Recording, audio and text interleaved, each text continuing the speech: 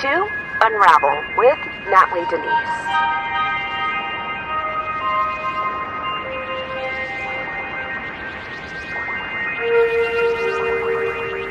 Hello. Happy Thanksgiving, everybody. I hope you guys are nice and full and fulfilled with yummy treats and yummy food. I sure am. I had Thanksgiving with my family earlier today, and it was so delicious. I had the responsibility of mashed potatoes, so that was quite fun. And they came out delicious, if I say so myself, of course, because I made them, right? What else?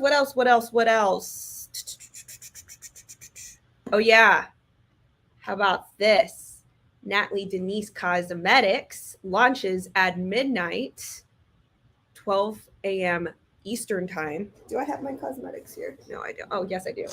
So Natly Denise Cosmetics, I am launching in approximately an hour. So I've got to get through the news so I can go and put these puppies live, but it'll be available at natlydenisecosmetics.com. Super excited for that. And yeah, just excited for all of your support. Let's get to the news because again, I got to get to the business, right? Let's do it. All right. Ooh, I got a whole bunch of downloads here. Let me get rid of these. Bloop. Bloop. All right, let's get to the news. I hope you guys had a very fulfilled Thanksgiving. I hope it was yummy. I hope you spent it with your families and with friends. I thought I was going to have to watch an old video to get my Natly fix tonight. Oh, that's so nice. Thank you so much. The only warn me. Thank you so much for that comment. It really is touching that people depend on me, even if we have a small audience right now, it's okay. We have a lot more people tuning in and wanting to get to know the alternative news, the news that the mainstream won't talk about. So let's get to it. I appreciate your support. Thank you guys again. All right, coming from the Daily Mail, I found this quite alarming. The military is sent to Michigan to help the state deal with the surge in the cocoa patients as cases rise 88% in the past 2 weeks as Minnesota calls up the National Guard to assist in hard-hit care homes. So I find this alarming because nobody's really talking about this, right? And we had a hint that New York wanted to do this at one point, but this is kind of on the hush today that they actually sent the military to assist with cocoa matters. Michigan has requested federal military medical assistance to deal with the worst cocoa surge in the country as Minnesota is asking its National Guard to support the struggling medical staff in its hard-hit care homes. Both states are seeing a rapidly rising cocoa cases and hospitalizations as the cold weather forces people indoors.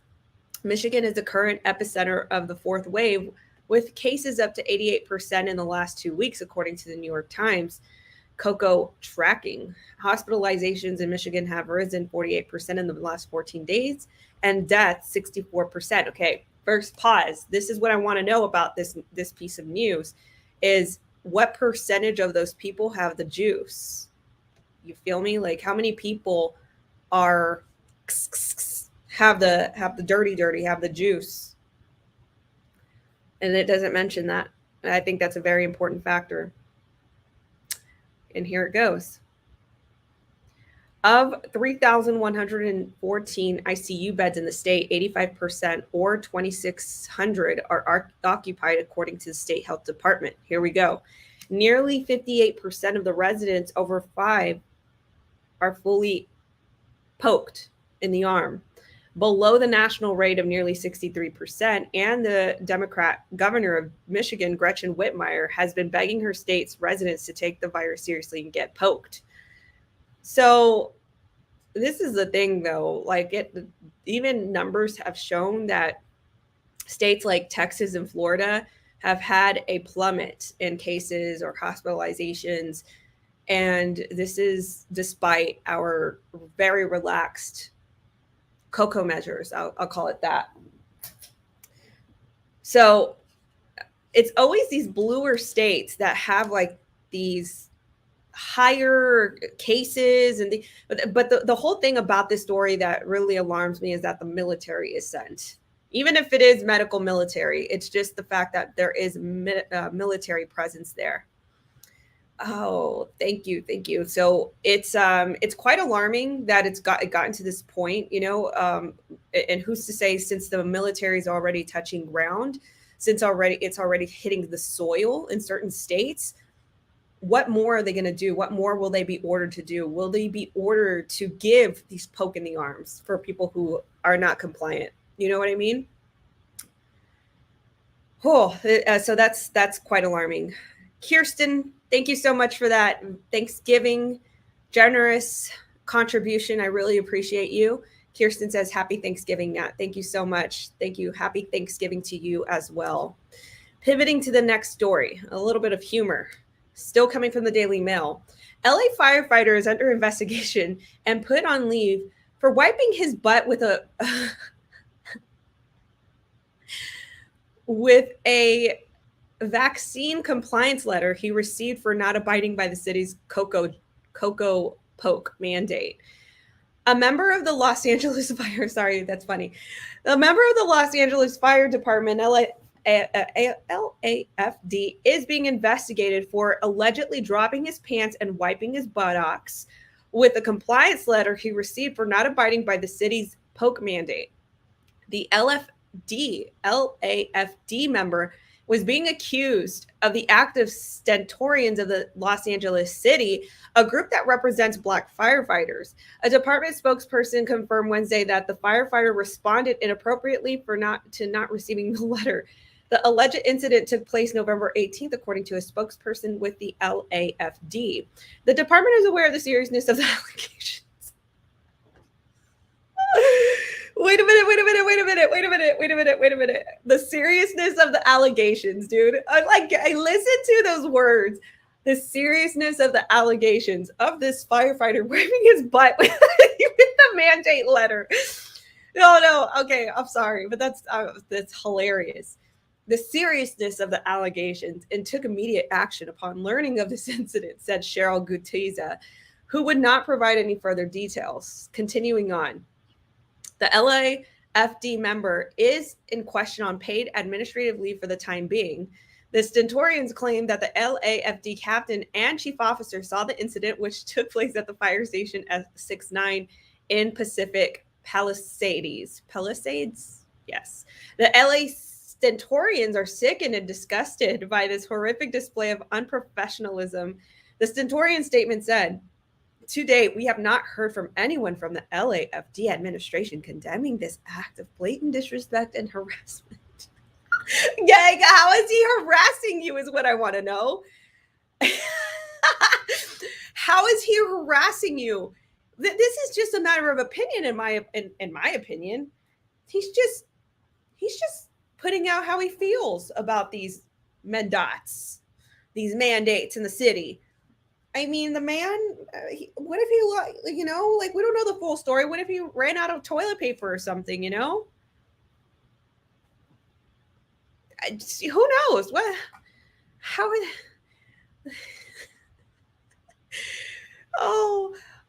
Blatant disrespect and harassment. I don't know how he would have harassed anybody. The Stentorians demanded Mayor Eric Garcetti, the city council, and the fire commission take swift and immediate action to deter any city employee from feeling entitled and not encouraged but empowered to behave in such an embarrassing and threatening in such an embarrassing and a threatening matter. Answer me this, please. How in the world is a firefighter wiping his buttocks with a compliance letter from the city threatening you? That's like, please, I would like to know. I would like to know this. How is this threatening to you? This is hilarious to me that they're really going in with those words like that. It's threatening to you, though. They added that the act was a terrible offense. I mean, okay. No matter, and they went on. No matter how our members react, all city employees must abide by the city ordinance, either file an exemption or get poked or face termination, 𝐂𝐤𝐴 said. The mayor's expectation is that the fire department leadership will handle this matter definitively and make clear that this appalling actions will not deter enforcement of rules we put in place to save lives. Although, I'll just say that I've seen a lot of stories where they claim that they save lives with this, but, I digress.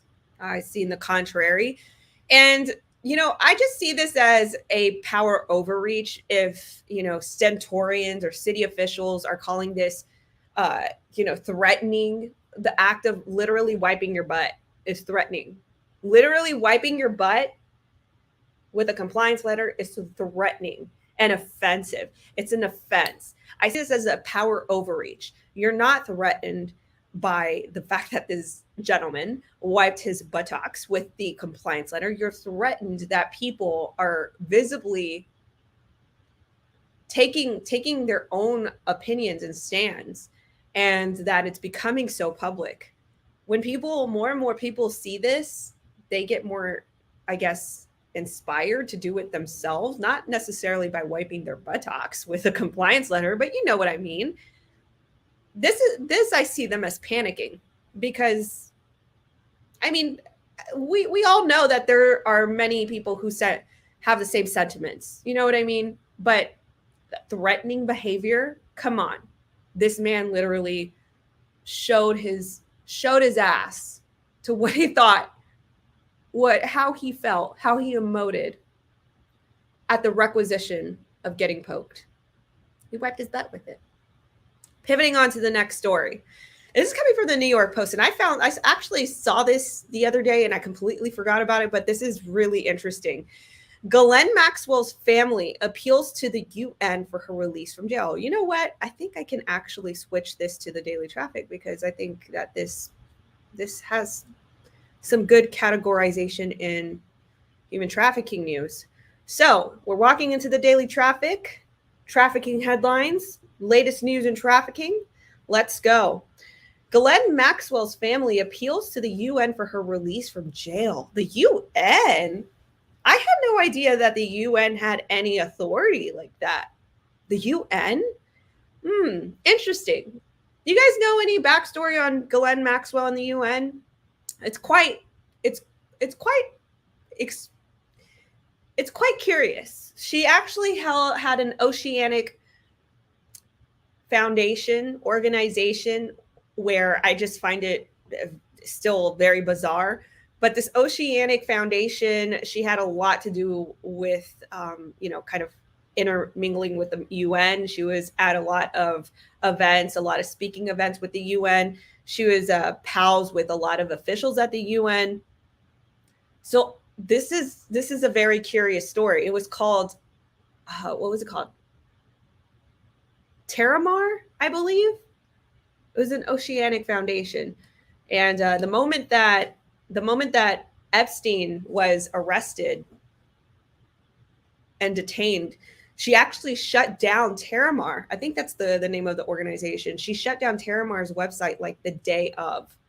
I believe there's still an archived, I can probably pull this up another day, but there's still an archived version of that website. Ghislaine Maxwell's siblings are now petitioning the United Nations in a bid to get the infamous accused sex trafficker released from jail pending trial after at least 4 bailed attempt applications.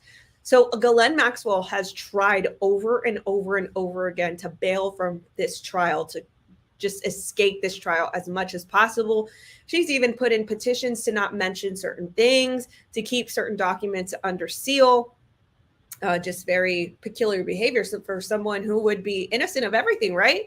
The petition submitted Monday to the United Nations Working Group on Arbitrary Detention was filed by international criminal lawyers Francois Zemre and Jessica Fennell on behalf of Maxwell's 3 sisters and 3 brothers, according to a copy provided to the Post. The lawyers argue that Maxwell's abnormally rigorous lockup conditions at the Metropolitan Detention Center in Brooklyn are horrid and thus awful and discriminatory. The petition seeks for UN to call on the U.S. government to release Maxwell pending trial to urge an independent investigation into her arbitrary detention. So that's actually also very curious that they're calling for an independent investigation, because many times with independent investigations, these officials, they get to run around the actual investigative part. They get to fluff it up, they get to derail, and thus, whatever this independent investigation, depending on who funds it, who orders it, who ordains it, who orchestrates it, a lot of times they can dance around the real problem or the actual crime. So independent investigations, interesting. That's what her siblings are calling for. The fallen British socialite accused of procuring underage girls for late multimillionaire and convicted pedophile Jeffrey Epstein is to abuse from 1994 through 2004. Maxwell, who has pleaded not guilty in the case, is set to go on trial next week. In their petition to the UN, the lawyers highlighted conditions Maxwell raised in numerous previous failed appeals for a release of pending trial, including her being deprived of sleep by guards in the jail. She's awakened constantly at night. We don't have to go through all the details. That's just, in my opinion, an excuse. She's also repeatedly searched throughout her day and has claimed she was inappropriately touched by guards in a sexual way on numerous occasions during the searches, the filing says. Isn't that ironic? In addition to the jail conditions, Zimray and Fennell argued that Maxwell will never be given a fair trial because she has been convicted in the court of public opinion, and that prosecutors have not tried to show she was presumed innocent. Like, the trial hasn't even presumed. Like, what are you talking about? You know what I mean? And let me repeat that part. And prosecutors have not tried to show she's presumed innocent. What are you talking about? Receipts are receipts. Documentation is documentation. So, you mean they need to actually play the game to show that she's innocent? Like, what kind of thinking is this? This is a quote from the petition. Ghislaine Maxwell has been subject of sustained and overwhelming media coverage aimed at presenting her as an accomplice to the crimes alleged against Jeffrey Epstein, to the point that the certainty of her guilt is seen as a clear cut before any trial has taken place, the petition states. Guys, excuse me, siblings of Ghislaine Maxwell, because she looks a little guilty, if there is a certain process when you corroborate evidence, there's witness accounts, there's a lot of different, protocols that you take in order to prove a case. So if there are already stories, there are already articles and a lot of witness accounts that state pretty much the same thing about someone's behavior, you really have to look at the person and corroborate that claim a lot more, and then you can do that by said documentation, logs. You can do that with more witness testimony. I mean, there's just so many protocols and, just steps that people take in the court of law in order to prove their case.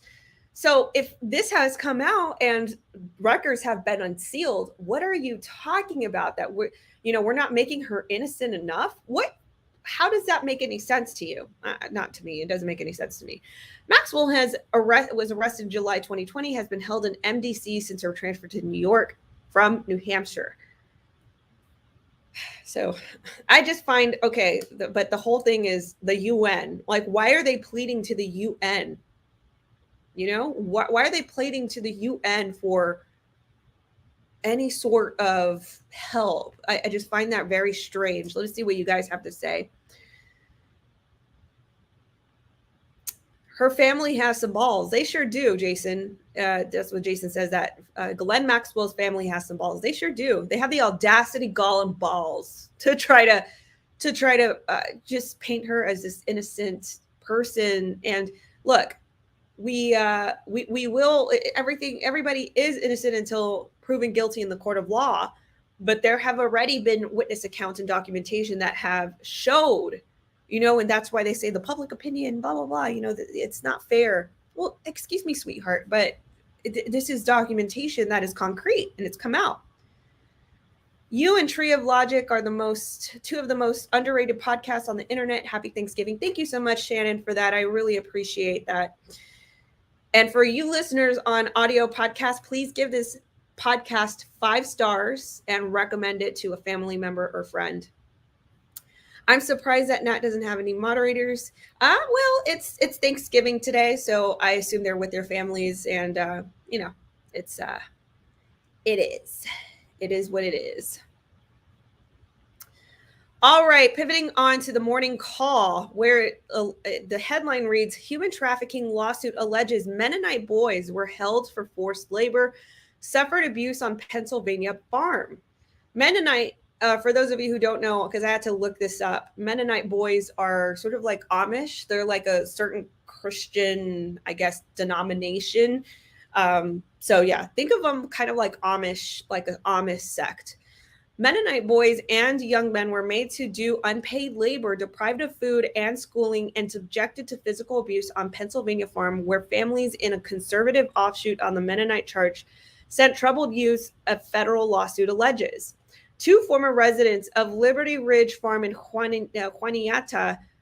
Juniata County filed with the lawsuit in the U.S. District Court in Allentown, alleging they did work for a trucking company raising chickens, cattle, and hogs, and built fences, gates, and wooden pallets that turned a profit for the church and the farm its owner using for their labor.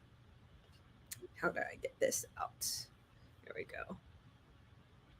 If the adults who lived with and directed youth, they believed they weren't working hard enough or acted against the Bible, they were required to do additional labor, such as dragging chains or breaking boulders into tiny pieces with hammer and digging out tree stumps by hand.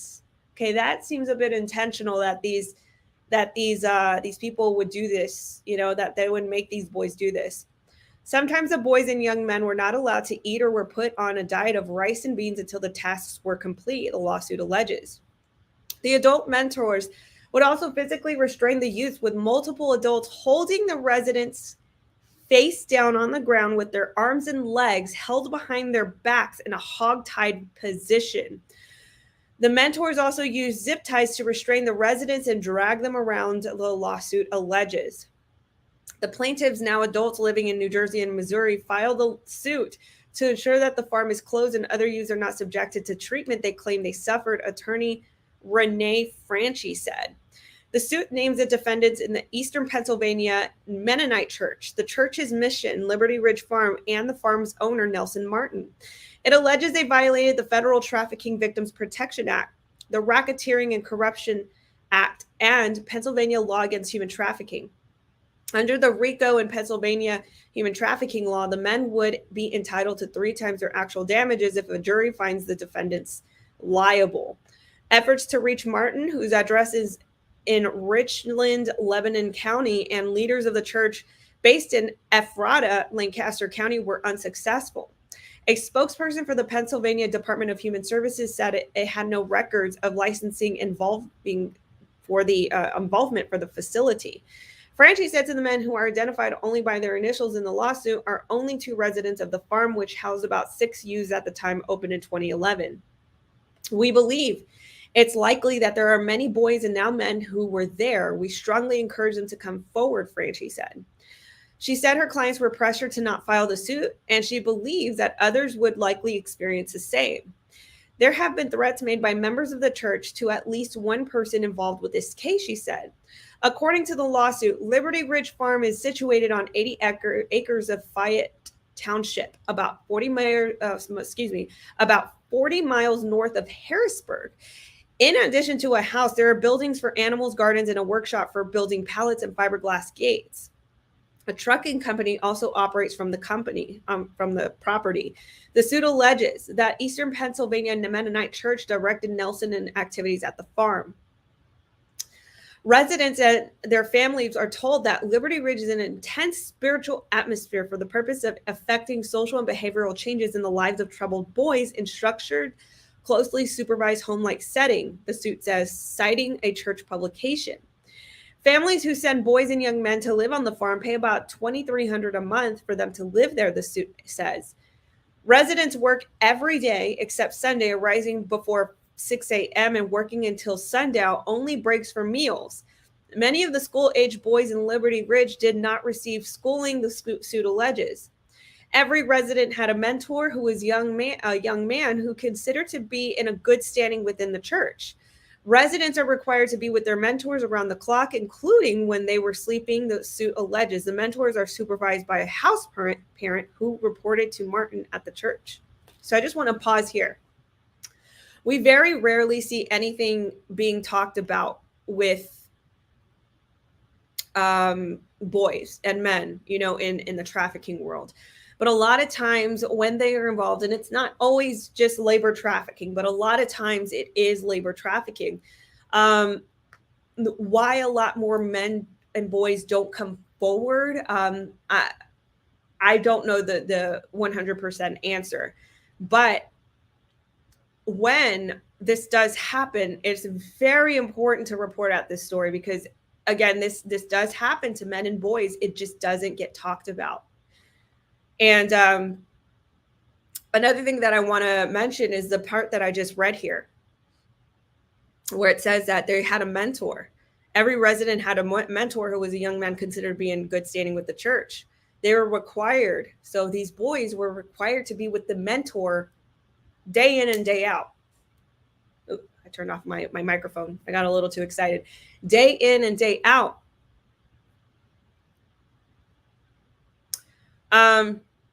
Not excited about talking about this. I'm talking about my hands. My hands get a little bit talky whenever I talk. So what I want to mention about these mentors is that they seem to be maybe handlers in these situations. And in a way, handlers have a lot to do with the fear-based coercion and victims in such a way. And they always travel up the chain. So if there are handlers, slave masters, things of that nature, they always report back to the kingpin, which in this case, the kingpin figure seems to be the leader of this church. And I say church because this is not a godly way to treat people. If the residents did not do what the house parent or mentors told them to do, did not perform their work in the satisfaction of the house parent or mentors, did not work hard enough, did not perform their exercises or run fast enough, or were deemed to have acted against the Bible, the residents would receive consequences, the suit alleges. The consequences could last for hours to weeks, the suit says. Most times consequences were performed from sun up to sundown each day, the suit says. In addition to physical and mental abuse, the residents were threatened with legal action or being excommunicated from the church and their families if they attempted to leave or talked about leaving. One of the plaintiffs was told that if he left, he would have the police drag him back because the cops were on their side, the suit alleges.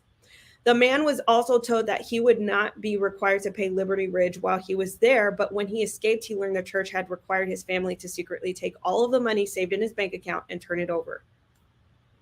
Wow. Again, this is horrible. This is horrible that it happens to boys, but it does. And I think, as I was thinking about this too, I think the reason why we don't hear a lot about, trafficking stories in boys or men to come forward is because, they might probably feel ashamed to come forward that they were actually, exploited in that way. But again, I would just urge that we continue to talk about this, that this happens to boys, men, women, girls. And, this is such a sick world that, everybody can fall victim at any age. Absolutely heart-wrenching. I hate to see that little boys are exploited like that. All right. A Chinese farm accused of abusing migrant workers. A Chinese factory in Serbia called out for alleged abuse and trafficking of Vietnamese migrant workers. A group of migrant workers recruited to build a Chinese-owned car tire factory in Serbia has accused their employer of ill treatment, said to be the first Chinese tire factory in Europe. Shandong Linglong Tire Co. set up shop in northern Serbia, where it's being touted as the largest foreign investment project in the landlocked Eastern European country. But workers have complained of inhumane living conditions and having their passports seized. Their plight has caught the attention of local activists and the European Parliament amid calls for an investigation into possible human trafficking. Let's just take a little look at this video.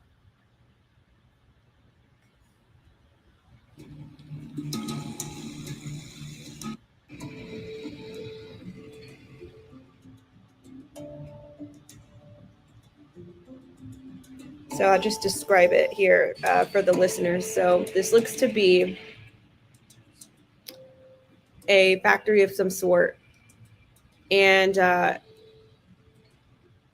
what I read from another article about this particular situation, these migrants, or these trafficked people, because we don't know if they were brought in against their will, they were actually abused. They were never left alone. And I believe that they lived at the factory.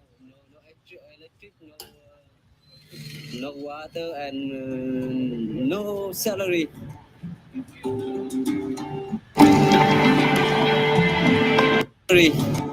Water and no extra electric, no water and no salary. Again,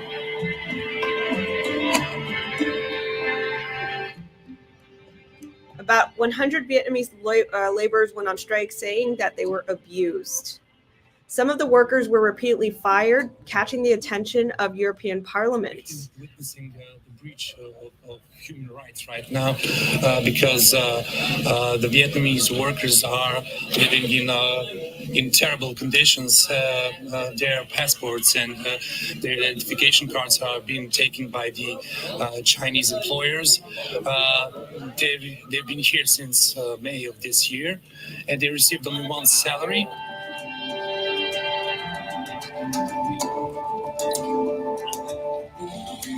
The Chinese factory has denied any wrongdoing. Let's take a listen a little more.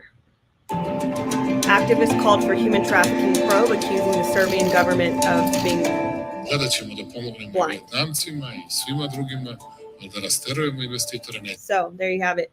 I'll find a little bit more specific details about the abuse happening to the Serbian, they're Vietnamese migrant workers who we don't know if they were, again, trafficked against their will to Serbia to work in this factory, but it got out. It was so bad that it got out. So, which brings me to question of whether or not this is why France's Macron, is a stronger European cooperation needed to deal with human trafficking. This was actually very surprising for me to come across because Macron, he's a bit of a progressive. French President Emmanuel Macron said on Thursday that stronger European cooperation was needed after 27 migrants died a day earlier when the dinghy deflated as they made a perilous crossing of the English Channel. We need stronger European cooperation in this area. France is a transit country, Macron said during a press conference in Zagreb. I will also say very clearly that our security forces are mobilized day and night, the president added. France and Britain have traded blame over the worst accident of its kind on record in the waterway separating the two countries. So what happens a lot in Europe is the same thing that happens in the USA. Migrants are traveling a lot from different countries. A lot of times it is Africa. A lot of times it is from Asia. But the same thing happens. The same problem that we have in the USA happens over there in Europe. And many of these European countries are hubs for that, or epicenters for the trafficking activity. So what happens is a lot of them come from, maybe islands, also some island or water separated continents or countries. And so a lot of times they have to go by boat, or to mitigate, any sort of suspicion or any sort of law enforcement. A lot of times the traffickers will take them by boat. So in this deal, what he's talking about is, and this, I've seen this happen a lot of times where migrants they're traveling by boat and it either capsizes or it sinks or what have you, and the migrants die, or the people who are being trafficked in, they die. So this actually happened recently where there were 27 of these trafficked people that died. So, and then it brings me to this. UK must arrest people trafficking mafia chiefs in London, says French officials. So this is just some continued on from Macron. So the UK authorities should make greater efforts to arrest the heads of human trafficking networks living in London. Leading French politician has said Boris Johnson has called France to allow joint patrols along the French coast to crack down on boat crossings following the tragedy, which saw a dinghy capsize in the channel, causing the loss of 27 lives. So it looks to be that Macron is, I don't know. I just, look, if people wanted to fix this problem, they would, right? Like it shouldn't take people losing their lives for them to attack the problem or the situation. If they wanted to take charge of this problem, they would. There should be legislation in every single country, in every single county, in every single city that fights this. But it takes loss of life for people to actually, get held accountable. And I think that's just a little bit too extreme. All right, next story coming from WHIO7. Arizona high school employee accused of child sex trafficking. An employee with Arizona high school is accused of offering a minor cash in return for a sexual act, authorities said. Dustin Johnson, 40 years old, who worked with the athletic department at McClintock High School in Tempe, was arrested Monday and charged with 1 count of child sex trafficking and 1 count of money laundering, the Tempe Police Department said in a news release. School officials said Johnson was an equipment manager at the athletic department of the high school. KSAZ reported Johnson is no longer employed by the district, the police said. According to police, no other victims have been identified. KNXV reported. It is unclear whether the minor involved was a student in the school, according to the television station. This individual, Johnson, has been terminated from employment and has not been on campus since November 10th, officials from the Tempe Union High School District said in a statement. An investigation is ongoing, police said. And this actually happens a lot more often than we can imagine, where in schools and high schools, whether they are the school staff, the teachers, a sexual exploitation is always a consistent problem in schools. All right. So that is what I have for you guys today. I am going to gear up for my launch, www.NatlyDeniseCosmetics.com is where I will be focusing my attention for the rest of the night. Thank you all for your love. Thank you all for your support. Thank you for loving me and for supporting me always. Thank you for your prayers. Thank you for your praise. And I really, really appreciate your attention to this detail because it is important. You guys have a wonderful rest of your Thanksgiving night. Rest easy, watch a movie, relax. I think that's what I'm going to do. I think I'm going to work from my living room and put on a movie of some sort. Maybe an old one. Maybe Romeo and Michelle's high school reunion. We'll see. You guys have a great night. I love you all. I'll talk to you later. Bye-bye. Thank you so much for tuning in to Unravel with Natly Denise. Please give this podcast 5 stars.